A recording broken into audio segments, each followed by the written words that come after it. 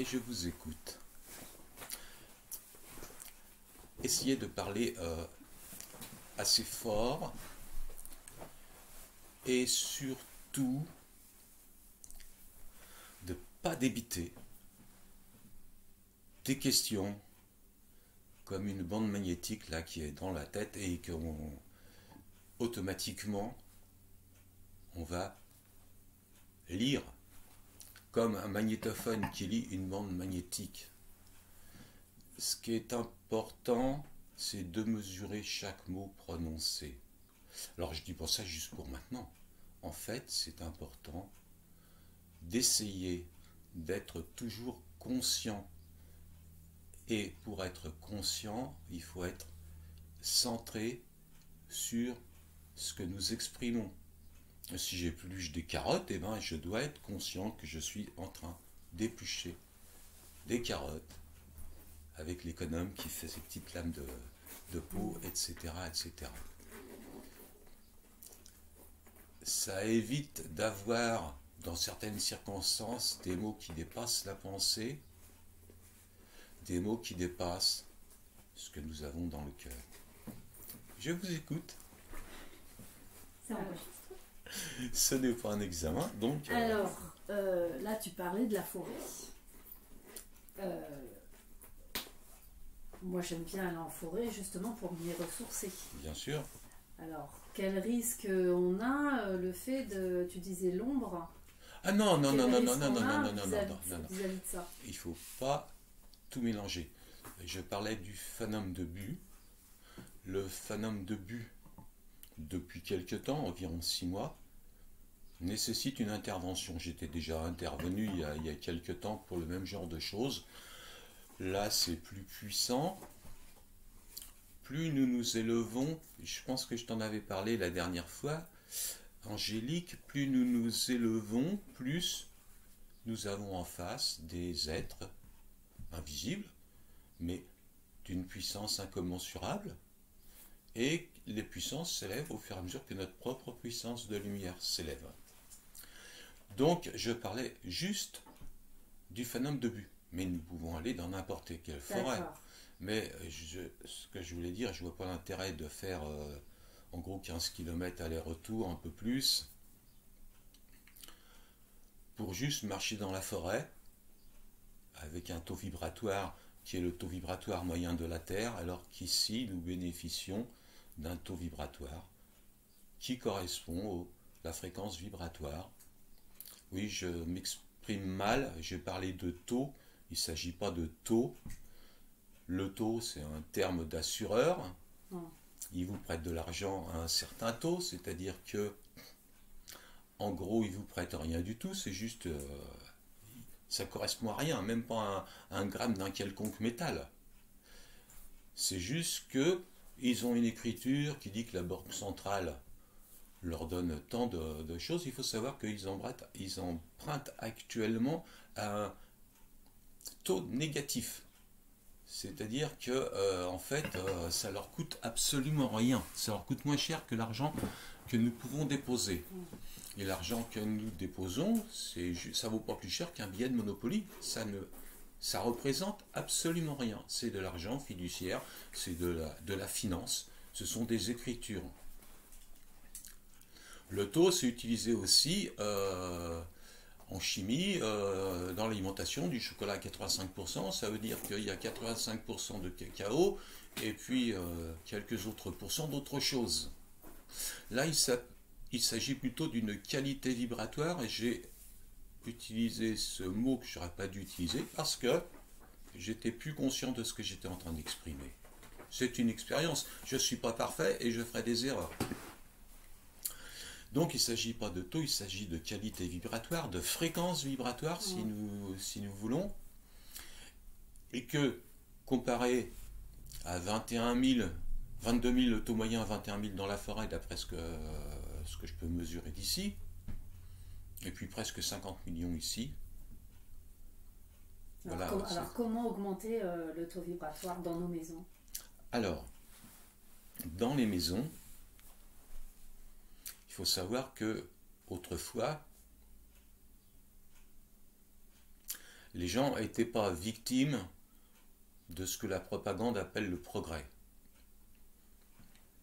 Dans un temps pas si ancien que ça, avant de construire une maison, une famille mettait le troupeau dans le terrain où il souhaitait construire la maison, si c'était des vaches ou si peu importe le genre en général des mammifères. Il regardait où les animaux se couchaient pour se reposer, où les vaches se mettaient pour ruminer, etc. C'est là qu'on mettait la maison. Maintenant, on construit sur des décharges, sur des cimetières, n'importe où. En plus, il n'y a pas un seul endroit sur la Terre où il n'y a pas eu des guerres, des exterminations, des morts violentes et des choses abominables. Et donc ça plombe complètement le lieu. Ce qu'on appelle la mémoire du lieu. Et ça, c'est puissant et c'est très nocif. Ensuite, il y a toutes les nuisances géopathogènes, c'est-à-dire qui viennent de la Terre elle-même, des failles de toutes les sortes, humides, sèches, à radons, les cours d'eau souterrains qui sont à plus de 18 mètres, les réseaux négatifs, il y a une alternance positif, négatif, mais quand il y a un double mur, par exemple, de Curie qui traverse une maison, ça fait une veine hyper négative qui est véhiculée par les autres réseaux et tout ça va plomber la maison. Ensuite, il y a tout ce qui est Wi-Fi, tout ce qui est électrique, etc. Il y a énormément de maléfices dans les circuits électriques que personne ne connaît. Personne sur cette terre ne connaît à part 4 ou 5 personnes. Donc ça c'est... Alors les gens parlent de la 5G, de tout ça. Il faut savoir que nous ne craignons rien à partir du moment où nous avons été capables d'élever suffisamment notre propre fréquence vibratoire. Pour cela, c'est simple. Je dirais même c'est trop simple pour que les gens puissent imaginer que c'est une réalité. La première chose, la principale, c'est de n'avoir peur d'absolument rien. Pour cela, jamais penser au passé. Toutes les pots de banane sur lesquelles nous avons pu glisser, qu'on nous a jetés ou sur lesquelles nous avons marché sans faire attention, c'est passé, c'est fini. Alors pourquoi se les remettre maintenant pour se pourrir la vie dans le présent? Deuxième chose, ne pas imaginer tout ce qui pourrait arriver demain ou dans 10 ans. Ouais. Ça serait se pourrir la vie maintenant pour des trucs qui peut-être et sans doute n'arriveront jamais.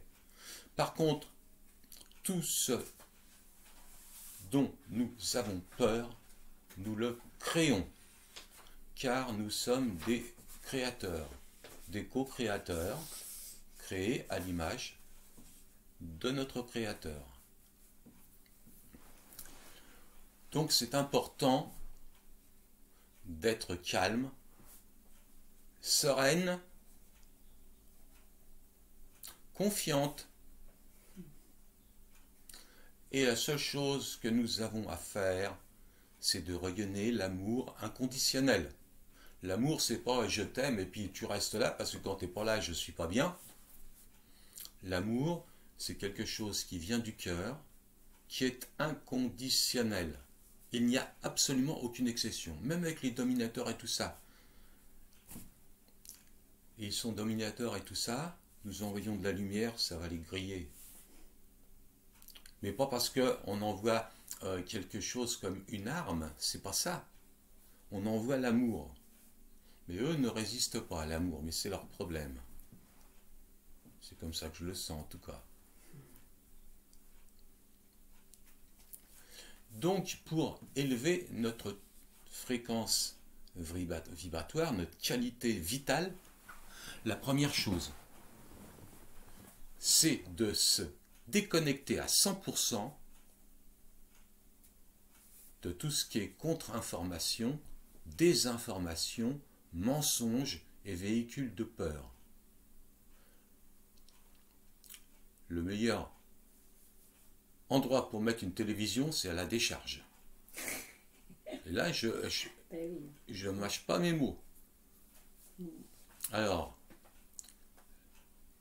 La difficulté, c'est que la plupart des êtres humains vivent au moins en petite communauté. Soit famille, qu'elle soit recomposée ou pas, peu importe. Il y a 2-3 personnes. Et surtout actuellement, mais ça a toujours été, les gens n'évoluent pas de la même manière, n'évoluent pas à la même vitesse. Ne serait-ce que pour des influences planétaires. Un être qui est né sous un signe cardinal va évoluer rapidement. Un être qui est né sous un signe stable aura beaucoup plus de difficultés. Et puis les 4 autres signes entre les deux, ils évoluent avec moins de facilité. Mais ça n'est pas écrit, c'est-à-dire que ça, ce sont les influences planétaires. Donc si la personne se laisse vivre et surfe sur la vague générale, elle va être un petit peu influencée, mais ceux qui ont un but, ceux qui ont fait des choix successifs et qui choisissent d'évoluer, qui choisissent d'augmenter leur fréquence vibratoire, rien ne peut les freiner.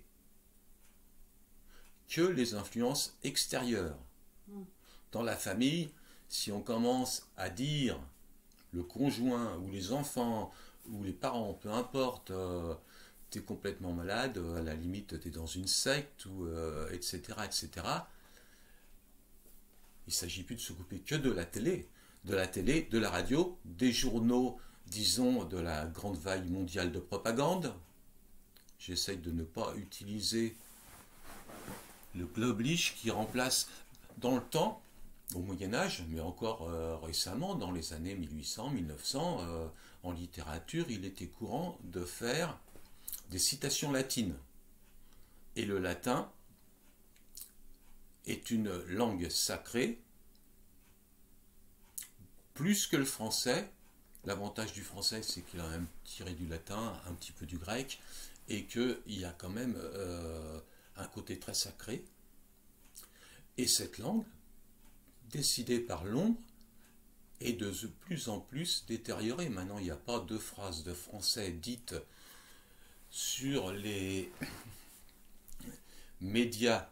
Et médias, j'écris sans accent OE et sans SOA, parce que média, c'est déjà un mot latin qui est au pluriel, et sinon c'est médium. Donc on ne peut pas dire les médiums, on doit dire les médias. Mais les gens pensent qu'un médium, c'est quelqu'un qui vous dit une vérité qui reçoit de là-haut. Ce qu'il faut savoir, c'est que dans les canalisations qui sont actuellement, que nous pouvons trouver sur la toile, sur le réseau planétaire électronique, 90% sont parasités à 60 ou 70% ou plus. C'est-à-dire que ces gens sont persuadés qu'ils canalisent Jésus, Marie et le pape, alors que ce sont des êtres dont je parlais tout à l'heure, qui sont dans l'ombre, qui sont très puissants, et qui font croire n'importe quoi. Donc il est important d'essayer de développer son discernement. Important de devenir autonome, sachant que cette autonomie, lorsque nous la découvrons, c'est formidable, ça peut se faire en 2 jours, même en 1 journée, mais c'est une autonomie relative, autonome par rapport à un certain niveau. Et cette autonomie, on doit la gagner au fur et à mesure que nous nous élevons vers plus de lumière.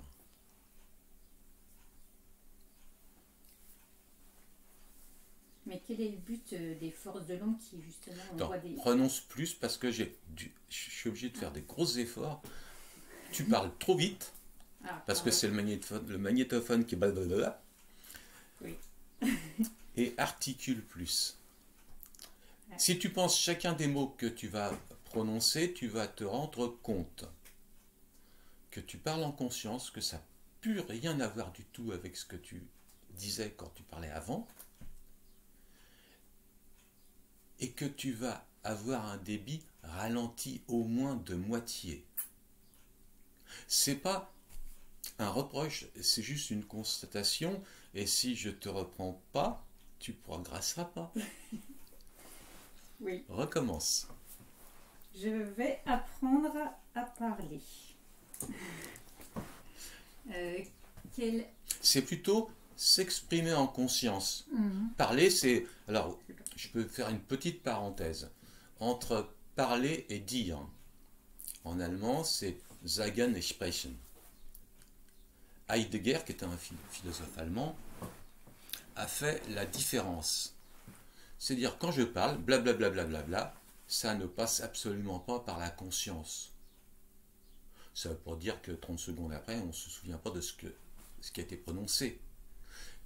Ça a été prononcé sans être conscient. C'est pour ça que les gens, avec un peu d'émotion, un peu de colère, etc., après, ils disent, ouais, mais j'ai dit ça parce que j'étais en colère, je ne le pensais pas, mais attends, pourquoi exprimer des choses que nous ne pensons pas?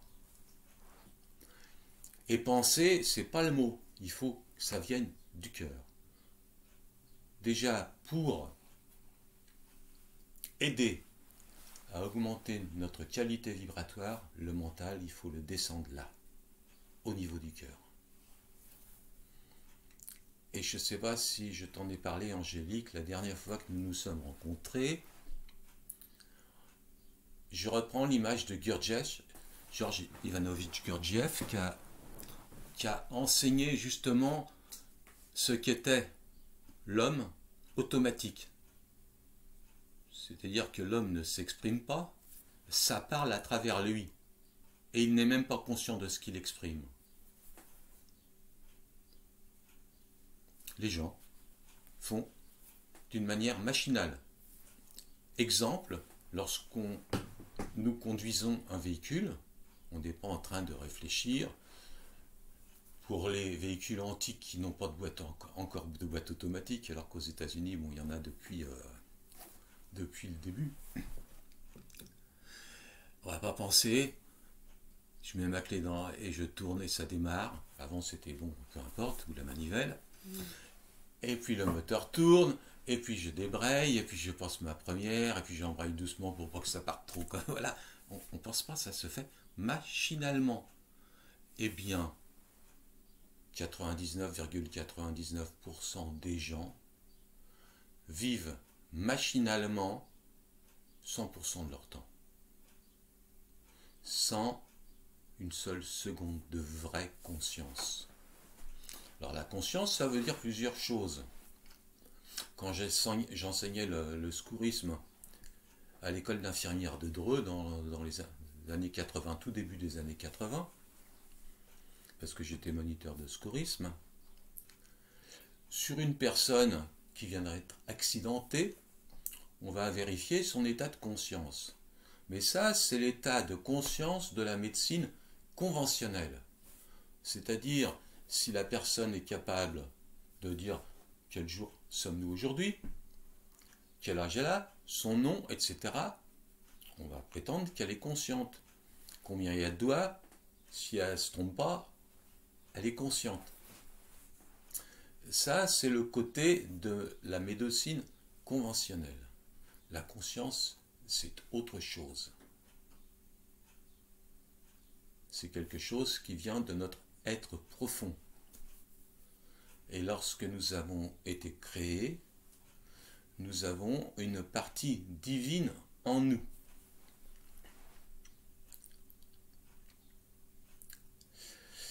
Alors, les religions disent Dieu nous a fait à son image.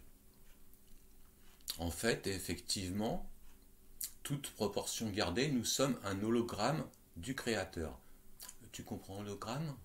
Toi aussi, Angélique? Hein? À l'image. Mais la partie divine a beaucoup régressé au cours de ce que la propagande appelle le progrès.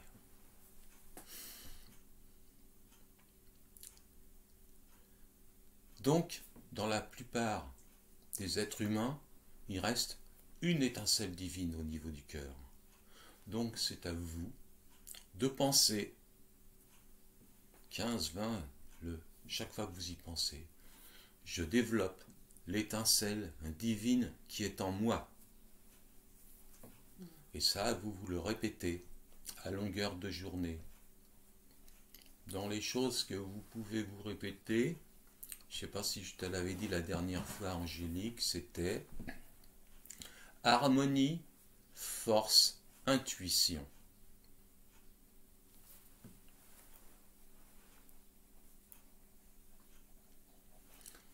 Est-ce que l'une d'entre vous peut me dire comment elle comprend le mot intuition?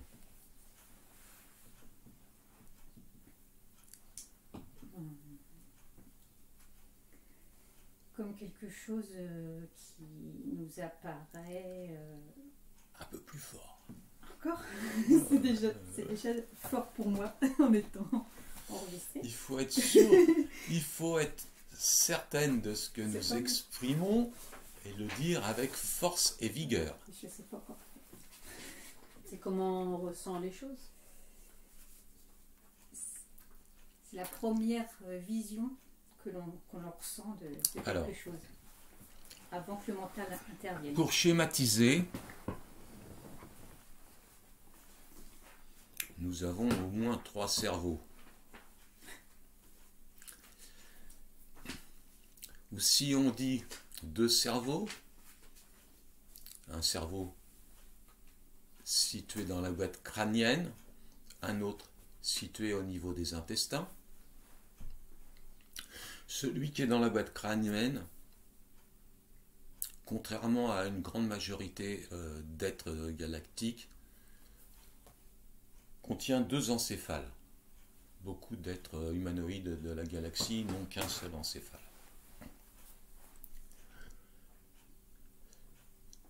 Nous parlons du cerveau gauche et du cerveau droit. C'est pour ça que je disais 3 avec celui qui est là.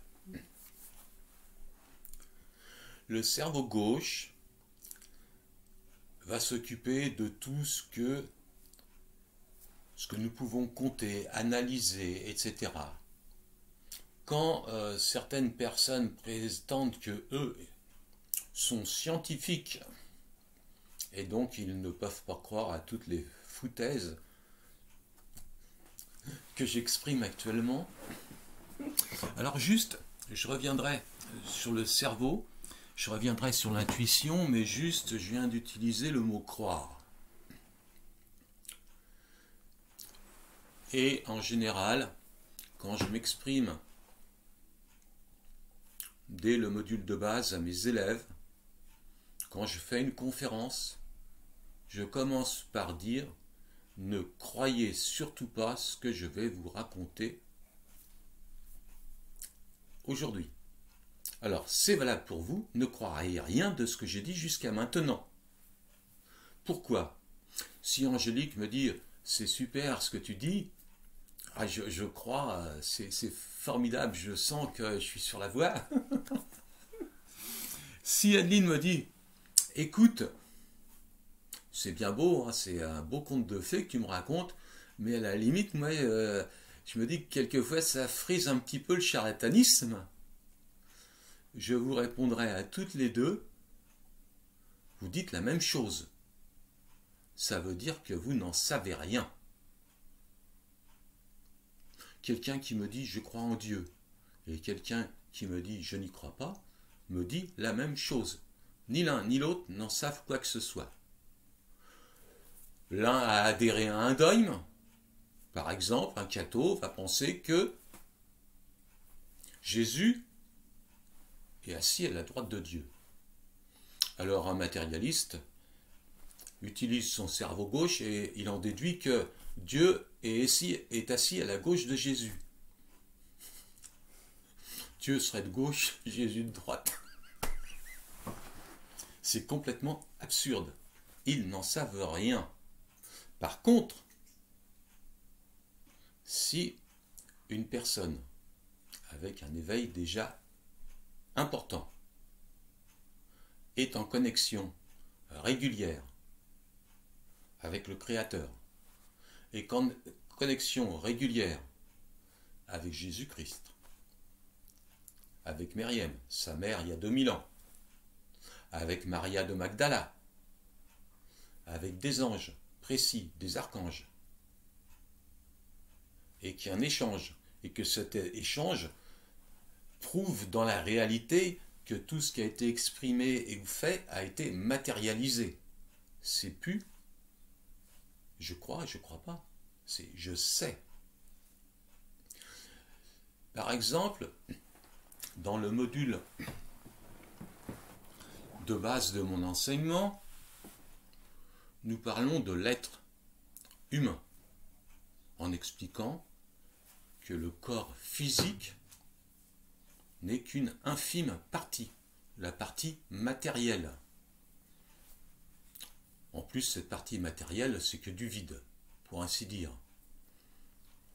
Et ce vide est composé à 99% de molécules d'eau.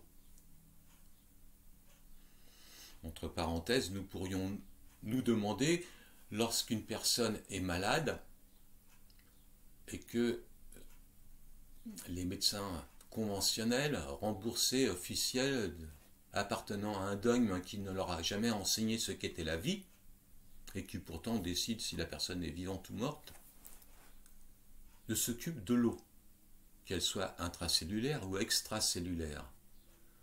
Or, l'eau est information, Benveniste l'avait dit. C'est pour ça qu'il a été éliminé. Alors ça a été repris par quelqu'un qui surfe sur les vagues de la célébrité, Montagnier, qui après avoir prétendu avoir découvert le virus du sida, qui n'a jamais été découvert, qui n'a jamais été prouvé, qui n'a jamais été démontré par personne sur cette planète, a expliqué que le sida, en fait, il suffit de donner à bouffer aux Africains et puis ils n'auront plus de sida. En gros, c'est ça. C'est-à-dire que l'immunité s'écroule complètement lorsque les gens ont peur, lorsqu'ils sont mal nourris, lorsqu'il y a un déséquilibre soit énergétique, soit de terrain, selon le méchant, soit psycho-émotionnel. Donc voilà où nous en sommes. Donc je pense que c'est clair pour croire, pas croire. Pendant ce module, donc j'explique l'être humain, que le corps n'est qu'un petit noyau, comme un noyau de cerise, qui serait dans une énorme pastèque, qui serait composé un peu comme un oignon avec les différentes couches. Et donc comme au cours de cette journée nous apprenons, normalement c'est 2 jours pour un groupe, mais quand il y a 1 ou 2 personnes, je peux le faire en une journée. Nous apprenons à sentir ces couches. Et quand, mettons, vous êtes toutes les deux à 8-10 mètres l'une de l'autre, l'une se met, j'appelle cette position un peu la position cubuto. Pourquoi un cubuto? Vous savez ce que c'est toutes les deux, hein, pour les gamins, c'est une espèce de poupée, de bonhomme, et en dessous c'est une demi-sphère, ce qui fait qu'on fait ça, le poids, la masse est mise dans l'hémisphère, et donc il ne peut pas tomber, il se balance, et voilà. Donc pour faire ça, pour obtenir cet effet, il suffit de fléchir les cuisses sur les jambes, et d'être prêt à, voilà, avec un doigt, ça part devant, ça part derrière. Eh bien, l'une de vous à 8-10 mètres d'écart, lorsque je sens une des couches, je fais ça, la personne part en arrière. Je fais ça, elle part en arrière. Là, c'est plus je te crois, nous avons une aura. Non, je l'ai vécu. Ça s'appelle de la connaissance. C'est-à-dire, cette connaissance s'intègre complètement lorsque mon expérience me le fait vivre. Le savoir est inutile. De la naissance, de la crèche, à l'université, les doctorats et les plus, bac plus, c'est du remplissage de mémoire qui n'a aucun intérêt parce que 99,99% de tout ce qui est rentré dans les têtes est complètement faux. J'exagère pas, mais ne croyez rien de tout ça. Ce qui est important, c'est que s'il y a des choses qui vous parlent, faites vos propres recherches, faites vos propres déductions. Alors l'intuition, nous avons vu le cerveau gauche. Le cerveau gauche, c'est très pratique. Ça permet d'apprendre les tables de multiplication. Il n'y a plus grand monde qui les connaît, mais bon, passons. Cela permet de prendre assez d'argent pour aller faire les courses, penser à prendre sa carte bancaire ou son carnet de chèques ou suffisamment de monnaie, etc. etc. Quand je fais des courses pour la famille, ben, mon cerveau gauche me dit il y a tant de personnes, tant de repas, tant, donc je vais acheter pas 10 fois trop et pas 10 fois trop peu. Donc tout ce qui est pour la vie courante, pour les calculs, pour tout un tas de choses comme cela, le cerveau gauche est utile. Donc nous le conservons. Le mental est utile. Il permet de faire les calculs. Si je sais combien j'ai touché avec mon salaire ou avec ma retraite ou peu importe, et que je sais ce que j'ai dépensé, le nombre de fois, j'additionne ce que j'ai dépensé, je soustrais à ce que j'ai touché, mon mental me permet de savoir ce qu'il me reste. Donc il est utile. Il nous permet de faciliter la vie. Maintenant, j'en reviens à Gurdjieff. Tout à l'heure j'ai commencé et puis je suis parti sur une autre voie. Je reviens à Gurdjieff et à l'image du cocher, de la voiture et du maître. Mais pour adapter ce que racontait Gurdjieff, nous pourrions parler du chauffeur de taxi, du véhicule et du client. Et normalement, le client est le maître, celui qui dit « Je voudrais aller, par exemple, 14 avenue des Champs-Élysées ». Et c'est pas le chauffeur de taxi qui va lui dire « Oui, non, mais moi je vous emmène rue de Charonne, c'est beaucoup plus sympa ». Ça ne tient pas debout. Donc c'est le maître qui décide. La voiture, c'est le véhicule, c'est le corps physique. Le chauffeur de taxi ou le cocher, c'est le mental. Donc, le mental doit être maintenu au service du maître. Le maître, c'est l'esprit qui est en nous. C'est l'étincelle divine qui est en vous et que vous avez pour mission de développer afin que ça remplisse dans un premier temps, et ce premier temps va prendre du temps, tout votre corps physique. Et pour cela, il est possible de penser, je laisse mon esprit se développer afin qu'il emplisse tout mon corps physique, plusieurs fois par jour.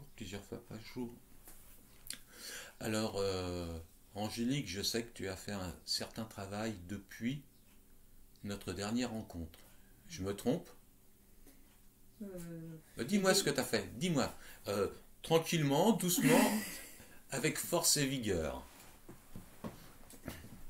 Ben, j'ai fait la même chose qu'avant. J'ai répété les phrases je suis qui je suis. Bien. J'active et j'actionne mon cœur flamboyant. Bien. Je remercie Père-Mère. Oui. Je remercie les vagues énergétiques. Oui. Et je suis un être souverain qui rayonne l'amour et la lumière sur la Terre et l'humanité. Mais c'est formidable ça. Ce sont... Et ta qualité vibratoire a presque doublé. Depuis la dernière fois? Voilà. Ah bon. Alors, pourtant j'ai eu des petits bas et... Ben, si tu... ce qui est important, en gros, c'est de faire des choix. Et les choix, chacun les fait ou les fait pas. Chacun fait des bons choix ou des mauvais choix. En fonction de nos choix, nous changeons de ligne de temps. C'est-à-dire que nos choix, ce sont des décisions que nous prenons, ce sont des graines que nous semons, et une fois que nous avons semé, il faut récolter. quand nous récoltons des choses désagréables, si nous ne changeons pas de graines, nous allons récolter et encore, et encore, et encore, toujours les mêmes pots de banane. Donc, les choix à faire, alors ça se fait progressivement, il n'est pas possible de dire « Ah bah j'avais tout faux, je change tout déjà ». Nous n'avons jamais tout faux, nous sommes venus pour faire une expérience, comme être incarné sur cette terre, à une époque spéciale, et les changements se font petit à petit. Mais il y a des choix qui peuvent aider, c'est-à-dire qu'il faut un peu cloisonner tout ça. Entre le moment où nous nous levons le matin et le moment où nous allons nous coucher, nous pouvons décider d'un moment pour des prières, nous pouvons décider le plus souvent possible, répéter certaines phrases comme tu viens de le dire, et là ça t'a pris 30 secondes, donc si tu les répètes 2-3 fois, 30 secondes, ça te fera 2-3 minutes. Si tu fais ça 15-20 fois dans la journée, toutes les demi-heures par exemple, ça va pas te gâcher la journée, ça t'empêche pas d'éplucher des patates, ça t'empêche pas, peu importe ce que tu fais, ça n'empêche pas de le faire. Ensuite, décider de plus se brancher sur toutes les sources négatives, ça c'est assez simple.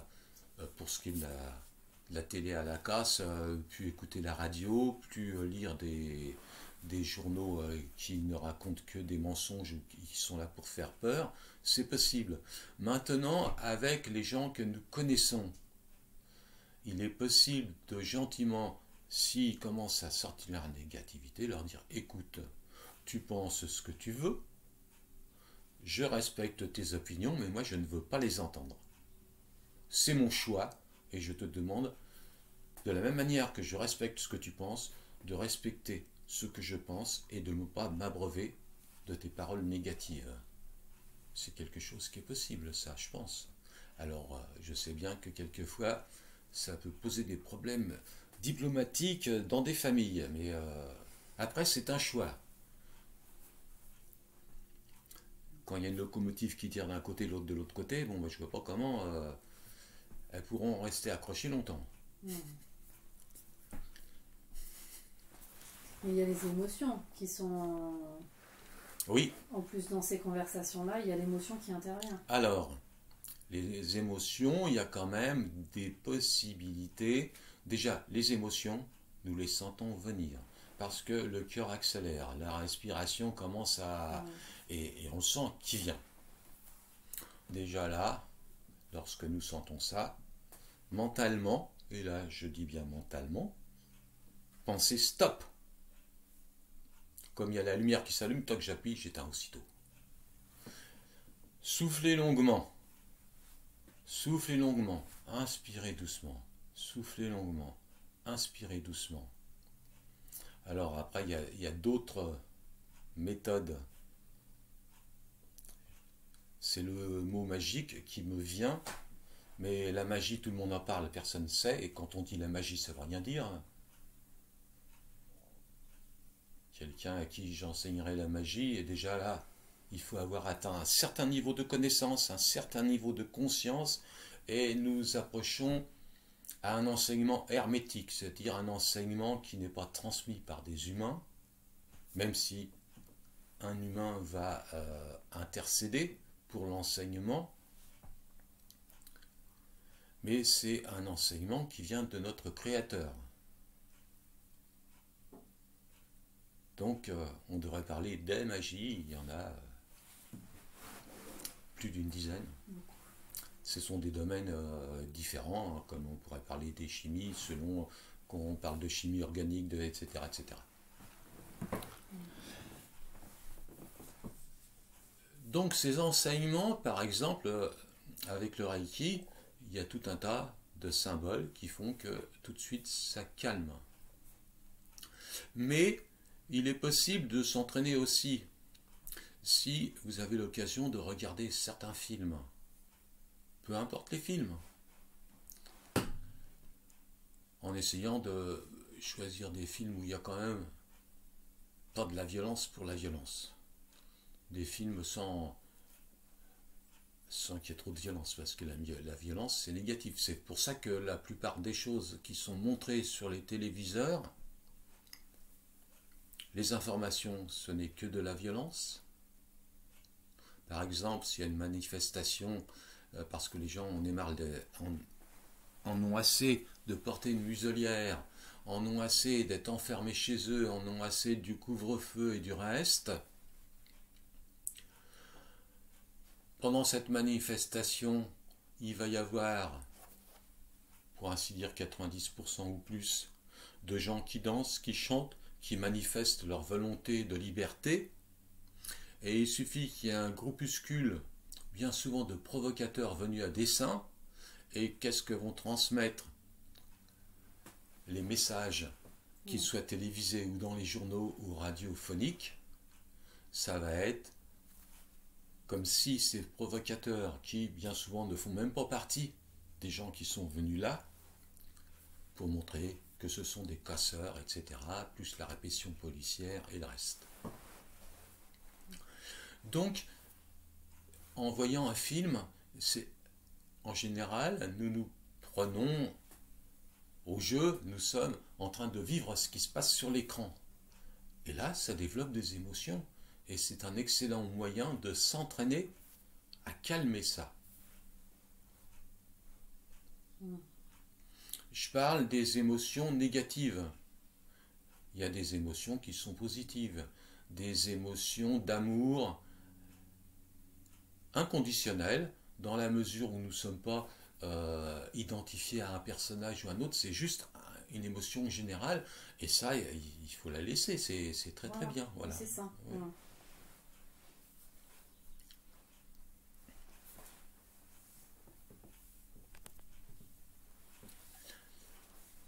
S'il y a d'autres questions.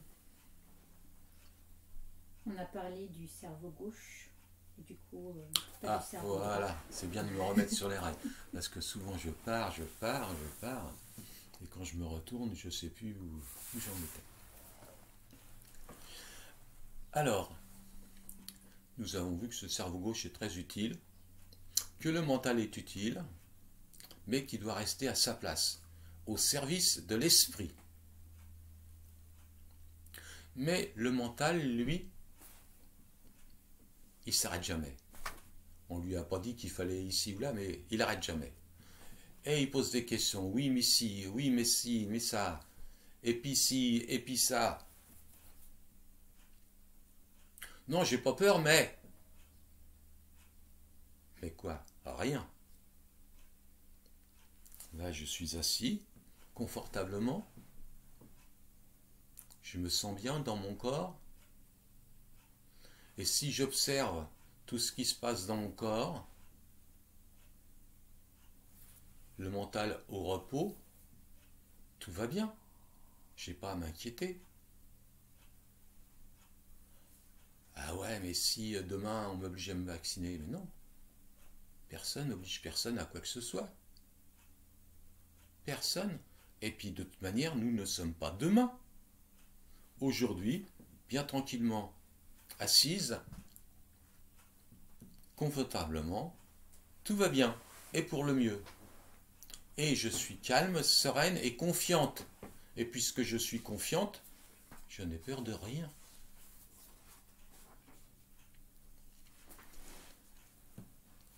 Donc si je m'observe, que je me place dans mon corps et pas à côté de mes pompes, ça c'est une expression populaire, mais elle exprime une réalité, c'est-à-dire que les gens ne sont jamais dans leur corps, ils sont toujours n'importe où, 15 ans avant, ou dans 2 ans, ou demain, ou si que. Donc je m'observe, je suis calme, bien ancré. Nous avions parlé de l'ancrage la dernière fois. Alors, ancré, c'est-à-dire que je vais m'enraciner profondément dans Gaïa. Au besoin, j'imagine, comme des racines éthériques qui s'enfoncent profondément jusqu'au cœur de Gaïa, jusque dans son cristal central.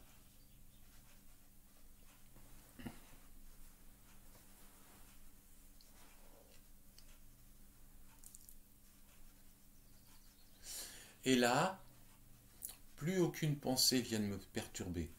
Si je suis en observation, soit en pensant à ma respiration, soit en ressentant les battements de mon cœur, soit en étant parfaitement dans mon corps, tout ça se calme. Si une pensée arrive, je l'observe, mais je ne m'y attache surtout pas. Et là, le mental qui était comme une tempête arrive comme un lac un jour sans vent. Le cerveau gauche est complètement ralenti, calme, et ça permet de percevoir les intuitions. Les intuitions sont des idées qui vont tomber comme des gouttes d'eau sur un lac plat comme un miroir. Et qu'est-ce qui se passe? Ça fait comme des ondes. Il est bien imaginable que si la tempête du mental fait des vagues de 10 mètres, les gouttes d'eau, nous ne les verrons jamais. Donc l'intuition n'est possible que lorsque le mental est au repos. Il est au repos et reste au service de l'esprit. Il est toujours nécessaire, il n'est pas question de se séparer du mental, jamais. Mais le mental est au service de l'esprit.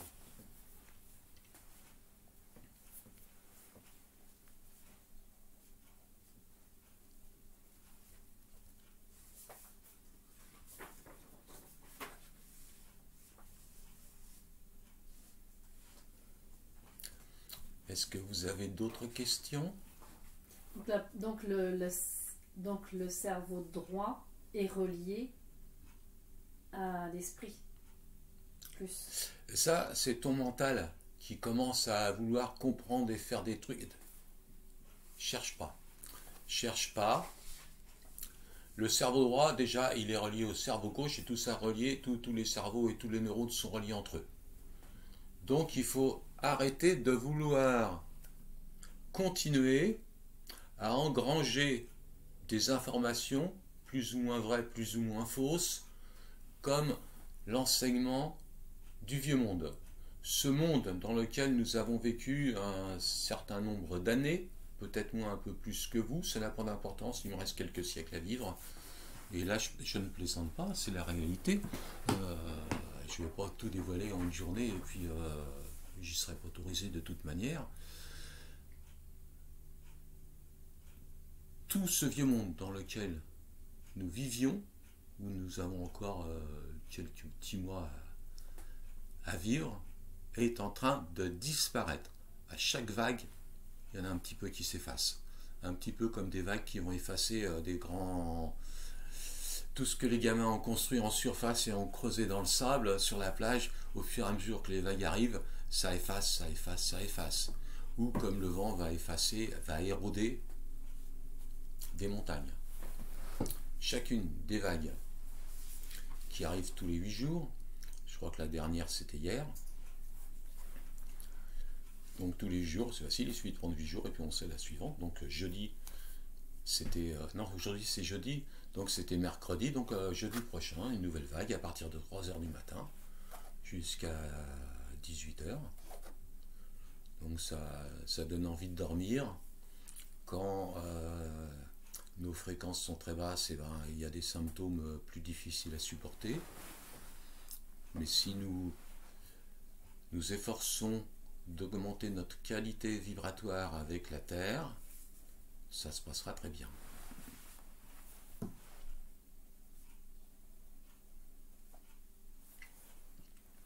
La qualité de sommeil est importante. Oui. Parce que je suis quelqu'un qui dort peu en fait. Alors, à cause de ces vagues, ça perturbe. C'est difficile quelquefois de s'endormir. Et ça m'arrive. Alors, je peux donner un exemple, ça m'arrive d'éteindre la lumière, il est minuit, je veux dormir, et puis à 3h, je dors toujours pas. Voilà. Mais ce qui est important, déjà, c'est pour dormir, supprimer toute lumière, supprimer toute nuisance électromagnétique. Il faudrait s'assurer qu'il n'y a pas de cheminée cosmotellurique dans la chambre, parce que sinon il est impossible de dormir. Donc moi, il y a des petits malins invisibles qui quelquefois m'en envoient. Donc je me rends compte aussitôt et je m'en sépare. Ils n'ont pas le droit, hein. Donc après ils sont empêchés, mais ils essayent toujours un petit peu. Donc il y a plein de choses qui vont influencer le sommeil. Surtout, ne jamais prendre de somnifères. Quelquefois, nous pouvons être perturbés dans le sommeil parce que nous avons des soucis. Or, si nous avons des soucis, c'est quoi? C'est que nous pensons à ce qui pourrait peut-être arriver ou ce qui s'était passé avant qui pourrait se reproduire. Si je suis ici et maintenant et que je me répète avant de m'endormir, je suis calme, serein, confiant, il n'y a pas besoin en boucle. Hein. Pendant que je répète ça, déjà, je pense plus à autre chose. Voilà. D'autres questions? Oui. Comment est-ce qu'on peut rayonner l'amour inconditionnel et en même temps pas essayer d'éveiller les autres personnes? Alors, pour moi, c'est contradictoire. Nous sommes... Non, c'est absolument pas contradictoire. Chacun, j'écris chaque, et puis un en grand, puisque nous sommes tous hologrammes du tout. Chaque être humain est différent. C'est-à-dire que même si les corps sont composés relativement avec eu 2 bras, 2 jambes, une tête et le reste, au-delà des différences de ce que nous pouvons appeler des races, etc., peu importe ça. Dans 2 corps comparables, prenons 2 jumeaux homozygotes, pardon. Eh bien, les êtres qui les habitent sont différents. Donc au départ, il y a des âmes,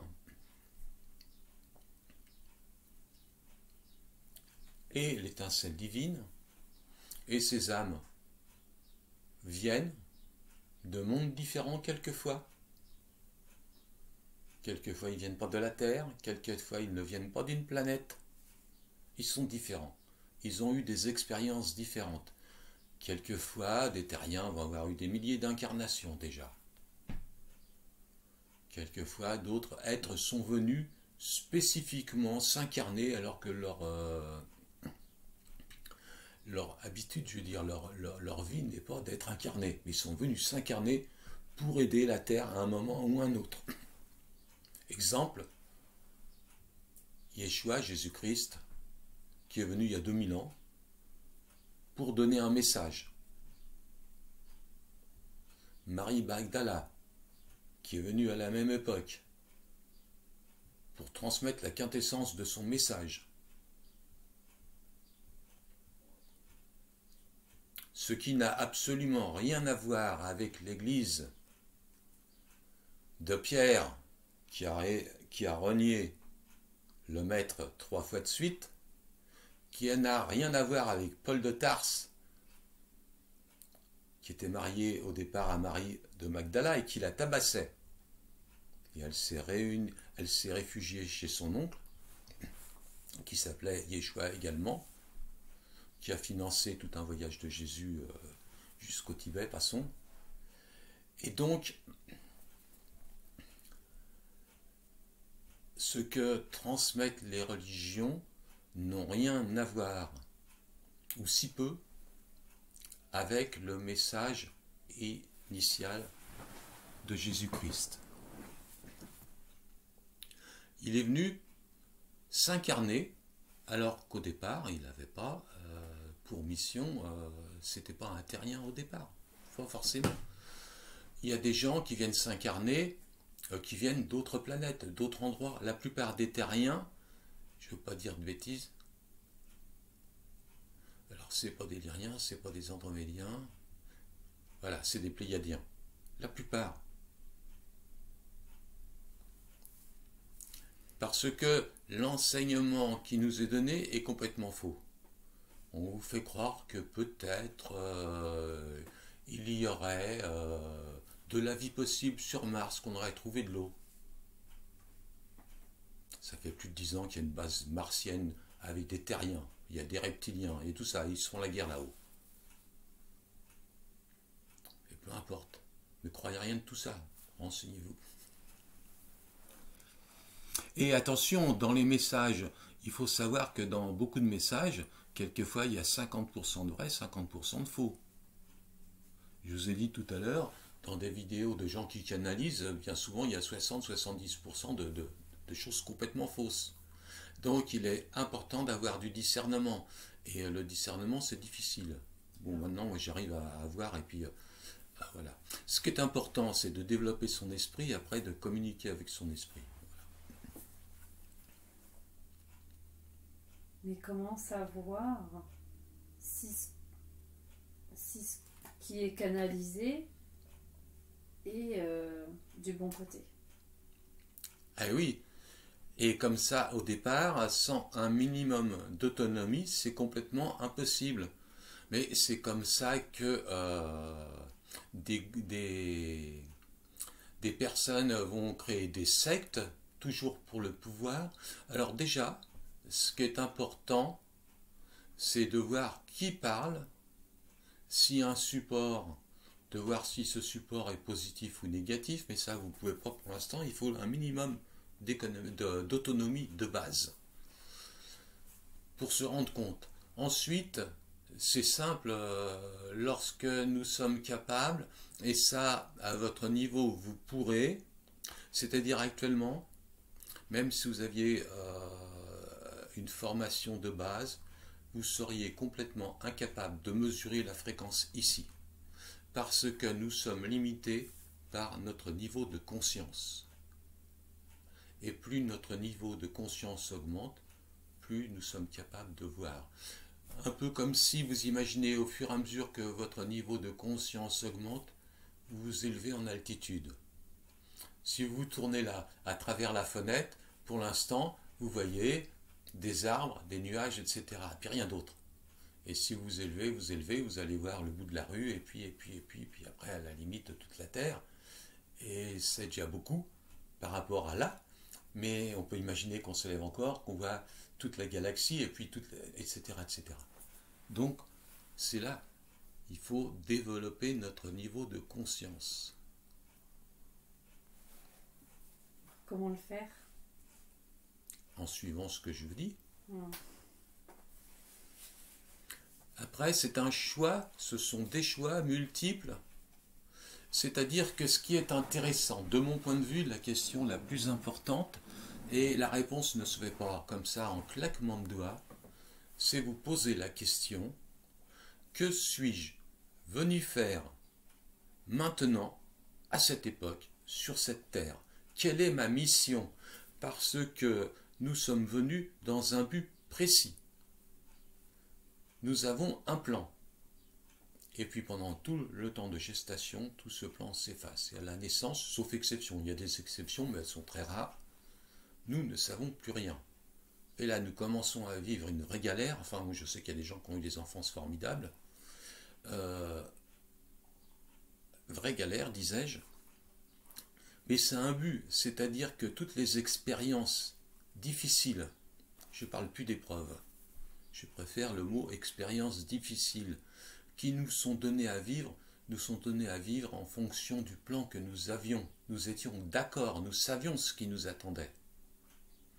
Mais une fois nés, nous ne nous souvenons plus de rien. Et tout ce qui nous est donné à vivre, c'est pour nous faire progresser.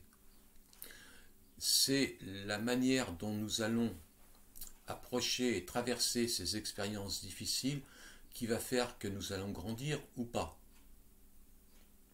Si ça ne nous fait pas grandir, on va nous resservir le même plat quelques temps plus tard, jusqu'à temps que nous comprenions. Je ne sais pas si ça vous parle. Ouais. Je vais arrêter là l'enregistrement.